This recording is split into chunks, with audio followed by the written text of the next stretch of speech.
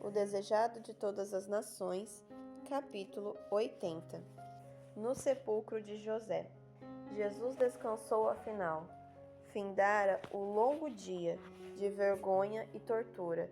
Ao introduzirem os últimos raios do sol poente o dia do sábado, o Filho de Deus estava em repouso no sepulcro de José. Concluída sua obra, as mãos cruzadas em paz, descansava durante as horas sagradas do sábado. No princípio, o Pai e o Filho repousaram no sábado após sua obra de criação, quando os céus e a terra e todo o seu exército foram acabados. Gênesis 2:1. O Criador e todos os seres celestiais se regozijaram na contemplação da gloriosa cena. As estrelas da alva juntas alegremente cantavam, e todos os filhos de Deus se jubilavam. Jó 38:7. Agora Jesus descansava da obra de redenção, e se bem que houvesse dor entre os que o amavam na terra, reinou contudo alegria no céu. Gloriosa era aos olhos dos seres celestiais a perspectiva do futuro, uma criação restaurada, a raça redimida que, havendo vencido o pecado, nunca mais poderia cair.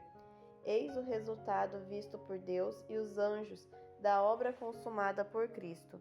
Com esta cena se acha para sempre ligado o dia em que Jesus descansou, pois sua obra é perfeita.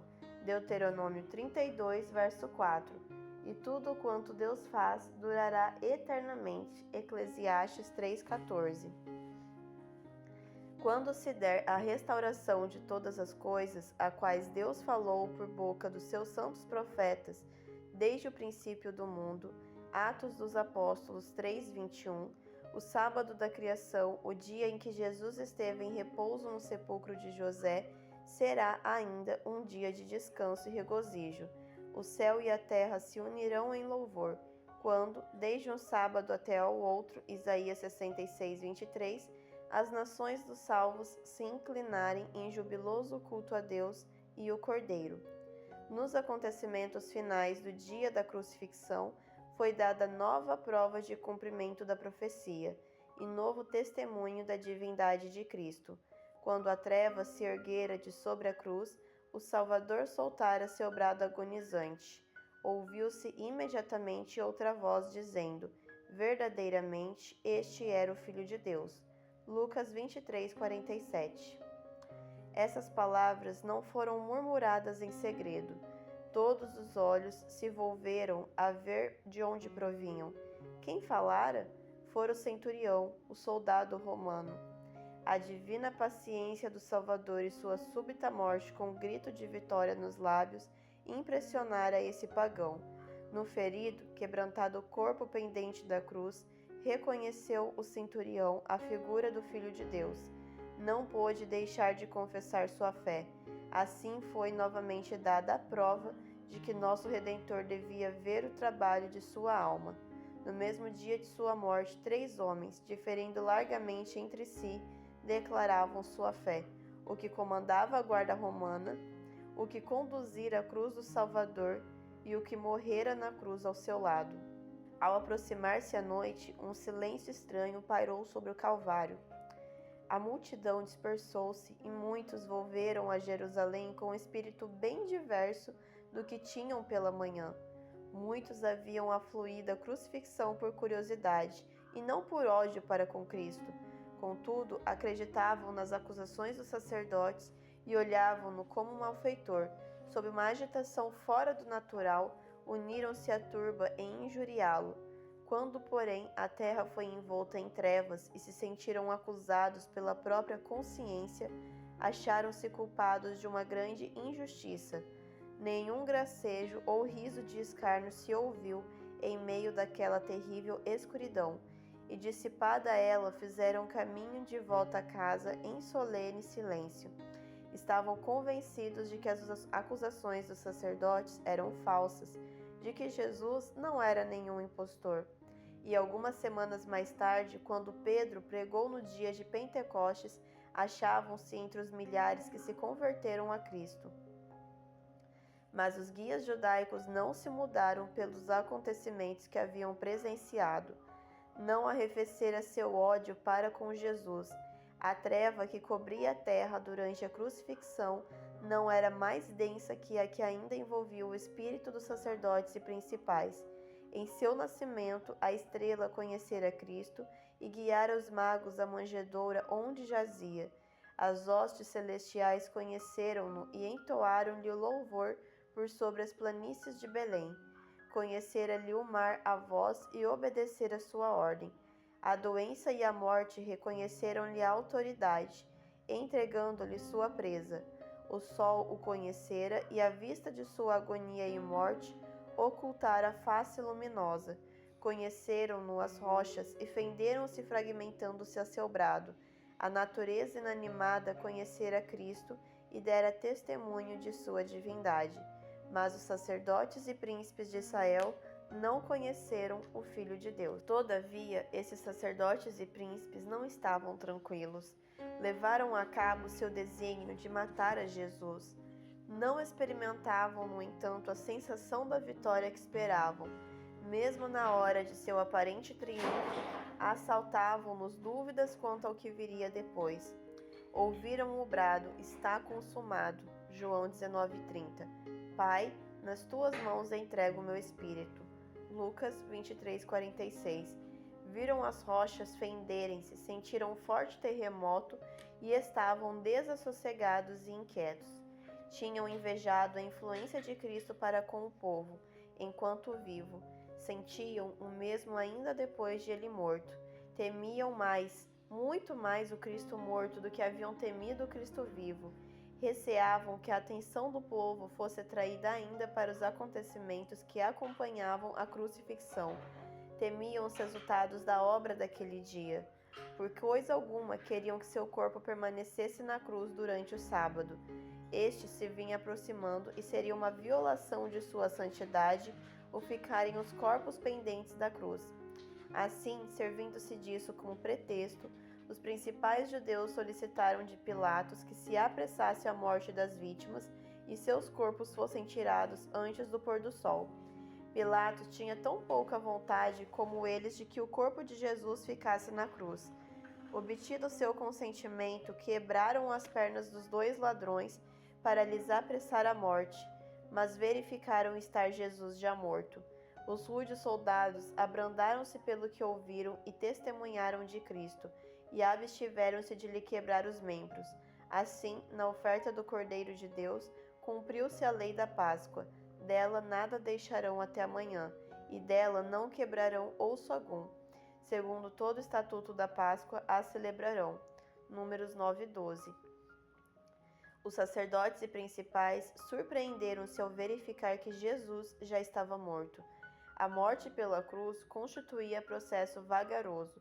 Difícil era determinar quando cessar a vida. Nunca se ouvira que alguém morrera dentro de 6 horas de crucifixão. Os sacerdotes desejavam certificar-se da morte de Jesus, e por sugestão deles, um soldado atirou uma lança ao lado do Salvador. Da ferida assim feita saíram 2 copiosas e distintas correntes, uma de sangue, outra de água. Isso foi observado por todos os espectadores, e João declara a ocorrência de maneira bem positiva. Diz ele: um dos soldados lhe furou o lado com uma lança, e logo saiu sangue e água. E aquele que o viu testificou, e seu testemunho é verdadeiro, e sabe que é verdade o que diz, para que também vós o creais, porque isto aconteceu para que se cumprisse a Escritura que diz: nenhum dos seus ossos será quebrado. E outra vez a Escritura: verão aquele que transpassaram. João 19, dos versos 34 a 37. Depois da ressurreição, os sacerdotes e principais puseram em circulação o boato de que Cristo não morrera na cruz, que apenas desmaiara e revivera posteriormente. Outro boato afirmava que não era um corpo real de carne e osso, mas a semelhança de um corpo que fora posto no sepulcro. A ação dos soldados romanos contesta essas falsidades. Não lhe quebraram as pernas porque ele já estava morto. Para satisfazer os sacerdotes, furaram-lhe o lado. Não se houvesse já extinguido a vida, e isso teria ocasionado imediatamente a morte. Não foi, porém, a lança tirada, Não foi a dor da crucifixão que produziu a morte de Jesus. Aquele grito soltado com grande voz, Lucas 23:46, no momento da morte, a corrente de sangue e água que lhe fluiu do lado, demonstravam que ele morreu pela ruptura do coração. Partiu-se-lhe o coração pela angústia mental, foi morto pelo pecado do mundo. Com a morte de Cristo, pereceram as esperanças dos discípulos. Olhavam-lhe as cerradas pálpebras e a cabeça pendida, o cabelo empastado de sangue, as mãos e os pés transpassados. E indescritível era a angústia que sentiam. Até ao fim, não acreditavam que ele morresse. Mal podiam crer que estivesse realmente morto. Esmagados pela dor, não recordavam suas palavras a predizer essa mesma cena. Coisa alguma de quanto dissera lhes dava então conforto. Viam unicamente a cruz e a ensanguentada vítima.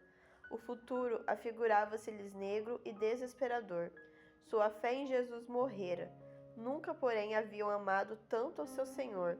Nunca lhe haviam antes assim compreendido o valor e a necessidade que tinham da presença dele. Mesmo morto, o corpo de Cristo era muito precioso aos discípulos. Anelavam fazer-lhe honroso sepultamento, mas não sabiam como o haviam de realizar. O crime que dera lugar à condenação de Cristo era traição ao governo romano, e as pessoas mortas por essa ofensa deviam ser sepultadas num terreno especialmente provido para os criminosos. O discípulo João e as mulheres da Galileia haviam permanecido ao pé da cruz. Não podiam deixar o corpo de seu Senhor nas insensíveis mãos dos soldados e enterrado numa desonrosa sepultura. No entanto, não podiam impedir. Não lhes era possível obter favores das autoridades judaicas e nenhuma influência tinham junto de Pilatos. Nessa emergência, José de Arimateia e Nicodemos vieram em auxílio dos discípulos.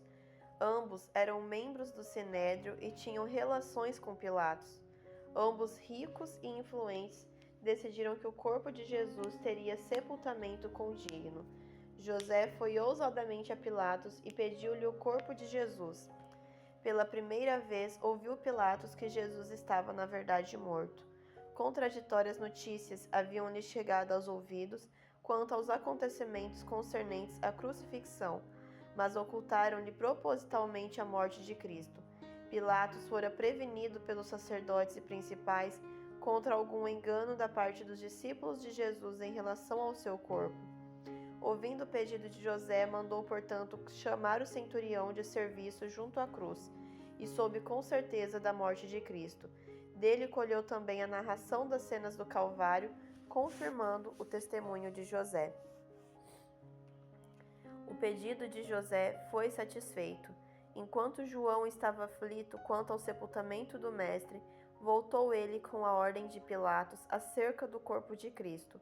E Nicodemos chegou trazendo uma custosa mistura de mirra e aloés, de cerca de 100 libras de peso para seu embalsamamento. Ao mais honrado em Jerusalém não se poderia haver demonstrado mais respeito na morte. Os discípulos surpreenderam-se de ver esses ricos príncipes tão interessados como eles próprios no sepultamento do Senhor. Nem José, nem Nicodemos haviam aceito abertamente o Salvador enquanto vivera. Sabiam que esse passo os excluiria do Sinédrio e esperavam protegê-lo por sua influência nos conselhos. Por algum tempo pareceu haverem sido bem-sucedidos, mas os astutos sacerdotes, vendo como favoreciam a Cristo, embargaram-lhe os planos. Em sua ausência fora Jesus condenado e entregue para ser crucificado. Agora que estava morto, não mais ocultaram sua afeição para com ele. Enquanto os discípulos temiam mostrar-se abertamente como seus seguidores, José e Nicodemos foram ousadamente em seu auxílio. O concurso desses homens ricos e honrados era muito oportuno. Era-lhes dado fazer pelo mestre morto o que se tornava impossível aos pobres discípulos, e sua riqueza e influência os protegia, em grande parte, da malignidade dos sacerdotes e principais. Delicada e reverentemente, removeram eles do madeiro com as próprias mãos o corpo de Jesus. Corriam-lhes lágrimas de compaixão ao contemplarem-lhe o ferido e lacerado corpo. José possuía um sepulcro novo talhado numa rocha. Reservava-o para si mesmo, mas ficava próximo do Calvário e preparou-o então para Jesus.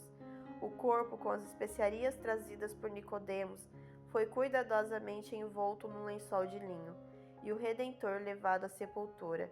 Aí, os 3 discípulos compuseram-lhe os mutilados membros e cruzaram-lhe as mãos feridas sobre o inanimado peito. As mulheres galileias foram ver se fizera tudo quanto se podia fazer pelo corpo sem vida do amado Mestre. Viram então que fora rolada pesada pedra para a entrada do sepulcro, e o Salvador deixado a repousar. As mulheres foram as últimas ao pé da cruz, e as últimas também a deixar o sepulcro. Enquanto baixavam as sombras da noite, Maria Madalena e as outras Marias demoravam-se ainda em torno do lugar em que descansava o Senhor, derramando lágrimas de dor pela sorte daquele a quem amavam. E voltando elas no sábado repousaram, conforme mandamento. Lucas 23:56. Aquele seria um inesquecível sábado para os tristes discípulos, e também para os sacerdotes, os príncipes, os escribas e o povo.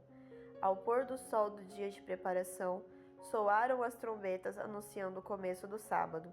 A Páscoa foi observada como fora por séculos, ao passo que aquele a quem ela apontava havia sido morto por mãos ímpias e jazia no sepulcro de José.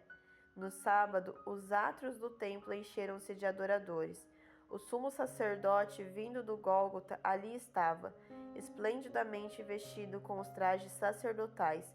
Sacerdotes de alvos turbantes, em plena atividade, cumpriam seus deveres, mas alguns dos presentes não se achavam tranquilos ao oferecer-se pelo pecado sangue de bezerros e bodes. Não estavam conscientes de que o tipo encontrara o antítipo, de que o infinito sacrifício fora feito pelos pecados do mundo. Não sabiam que não mais havia valor no desempenho do serviço ritual, mas nunca antes fora aquela cerimônia testemunhada com tão contraditórios sentimentos. As trombetas e os instrumentos de música, bem como as vozes dos cantores, eram tão altos e claros como de costume, mas dir-se-ia estar a escutar tudo possuído de um sentimento de estranheza. Um após outro indagava de um singular acontecimento que ocorrera. Até então o Santíssimo fora guardado impenetrável, mas agora se achava exposto aos olhares de todos. O pesado véu de tapeçaria, feito de puro linho e belamente trabalhado em ouro, escarlate e púrpura, fora rasgado de alto a baixo. O lugar em que Jeová se encontrara com o sumo sacerdote para comunicar sua glória, o lugar que fora a sagrada câmara de audiência de Deus, jazia aberto a todos os olhos, não mais reconhecido pelo Senhor. Com sombrios pressentimentos ministravam os sacerdotes diante do altar. O haver sido exposto o sagrado mistério do lugar santíssimo os enchia de medo de uma calamidade por vir. Muitos espíritos ocupavam-se com pensamentos despertados pela cena do Calvário, da crucifixão à ressurreição. Muitos olhos insones estiveram constantemente examinando as profecias, alguns para compreender o inteiro significado da festa que então celebravam, outros para procurar provas de que Jesus não era aquilo que pretendia. Outros ainda, corações tristes, buscavam testemunho de que ele era o verdadeiro Messias. Embora indagassem levados por diferentes motivos, convenceram-se todos da mesma verdade, que se cumprira a profecia nos acontecimentos dos últimos dias, e que o crucificado era o Redentor do mundo.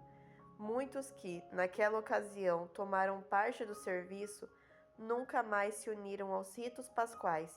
Muitos, mesmo dentre os sacerdotes, ficaram convencidos do verdadeiro caráter de Jesus. Suas pesquisas das profecias não foram em vão, e depois de sua ressurreição reconheceram-no como Filho de Deus. Nicodemos, ao ver Cristo erguido na cruz, lembrou-se das palavras que ele proferira à noite no Monte das Oliveiras. Como Moisés levantou a serpente no deserto, assim importa que o Filho do Homem seja levantado, para que todo aquele que nele crê não pereça, mas tenha a vida eterna. João 3, versos 14 e 15. Naquele sábado, enquanto Jesus se achava no sepulcro, Nicodemos teve ensejo de refletir.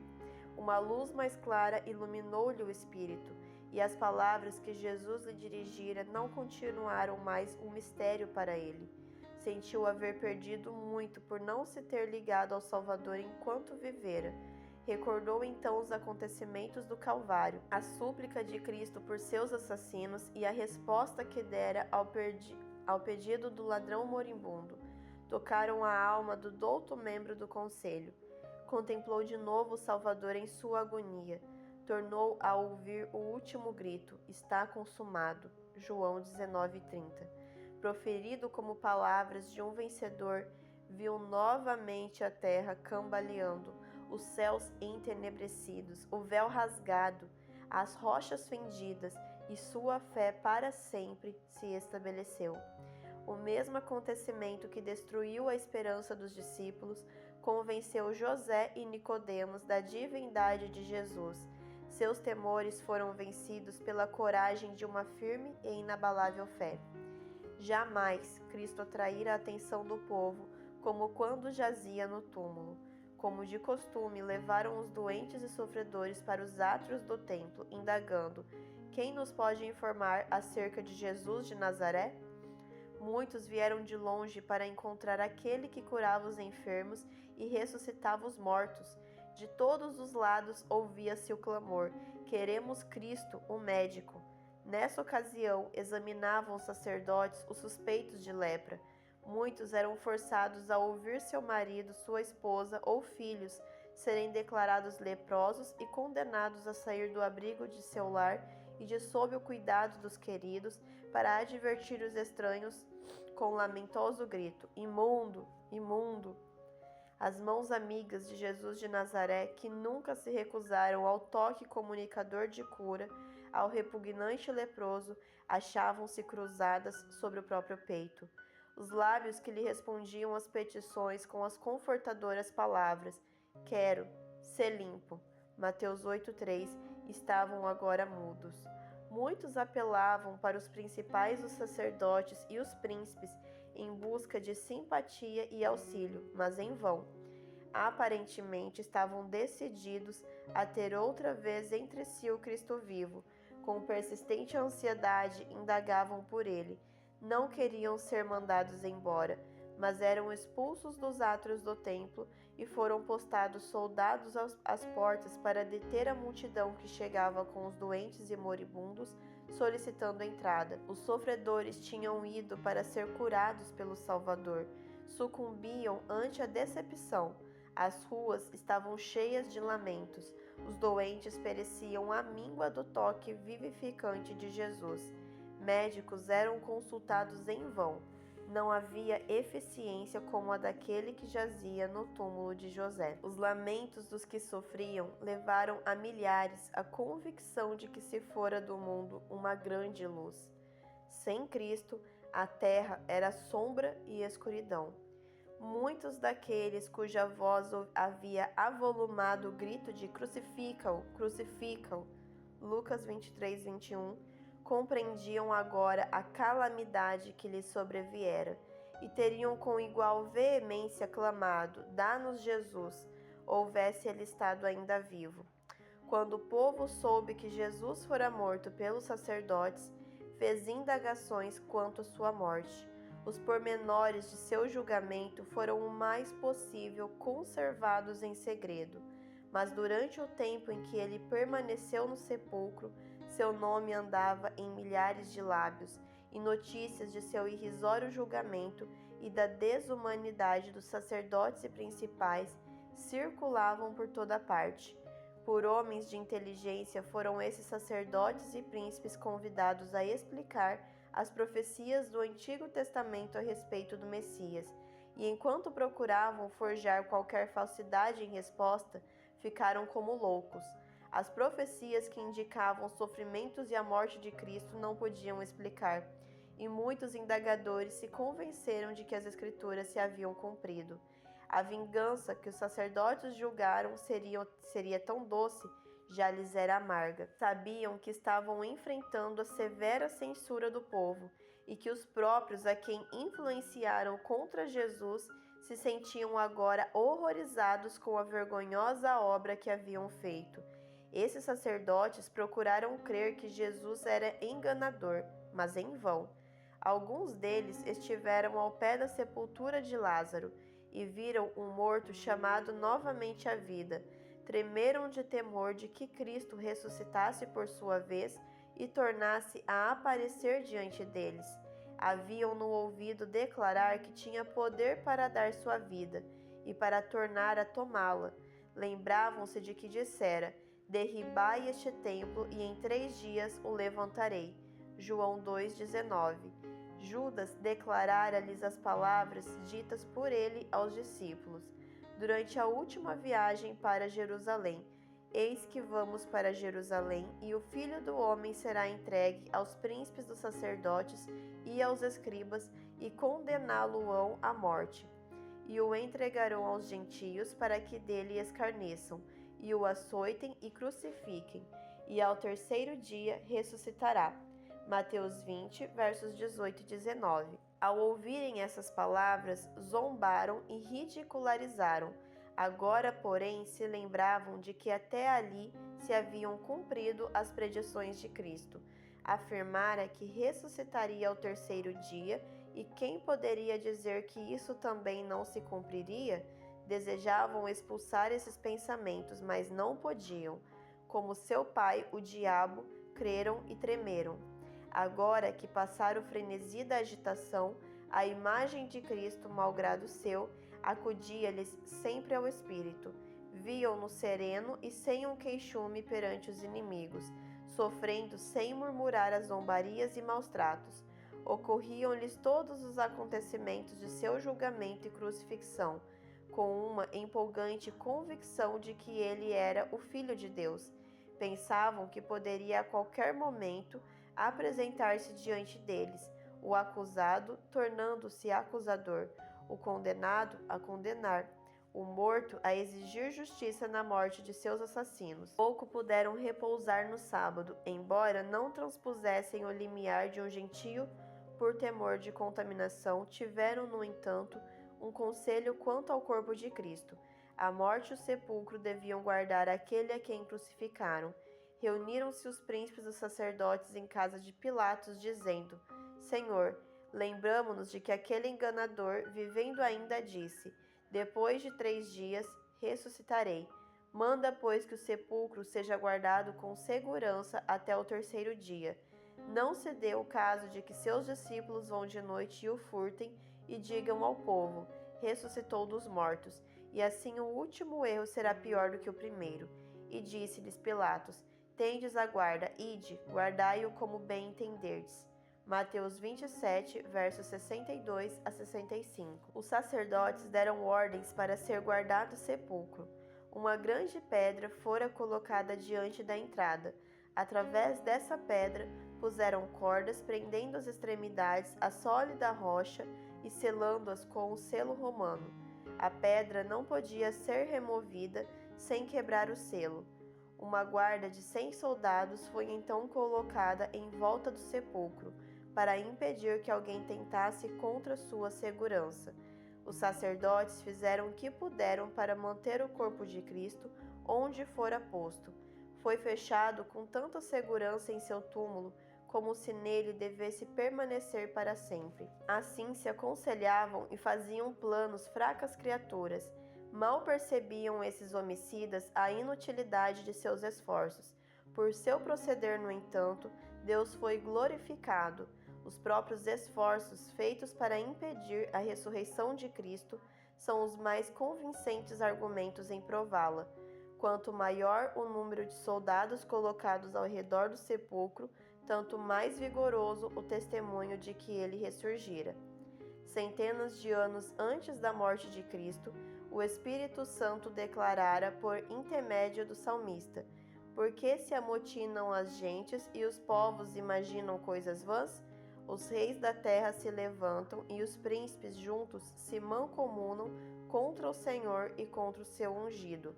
Aquele que habita no céu se rirá, o Senhor zombará deles. Salmos 2, dos versos 1 ao 4. As guardas e as armas romanas foram impotentes para limitar o Senhor da vida dentro do túmulo. Aproximava-se a hora de sua libertação.